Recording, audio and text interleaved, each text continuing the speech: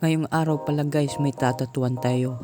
Kasi nag-chat siya, kaya biglaan lang tong chat niya. Kaya pupuntahan lang natin sa servisan natin. Kaya let's go, samahan mo ako maglakbay. Kaya let's go.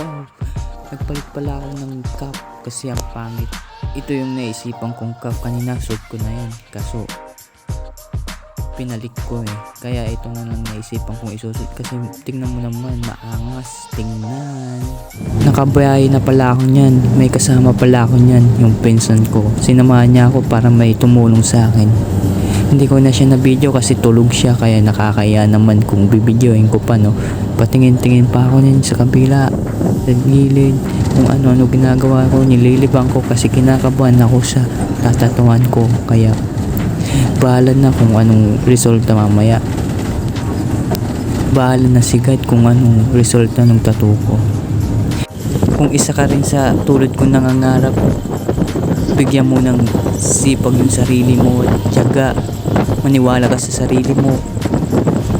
Huwag kang makinig sa mga husga ng mga ibang tao. Basta sarili mo lang yung pakinggan mo, magagawa mo yan at sarili mo makakatulong. Ito pala yung pinatato niya. Kaso hindi ko na video kasi nalubat yung cellphone ko. Kaya ito na lang yung tapos na.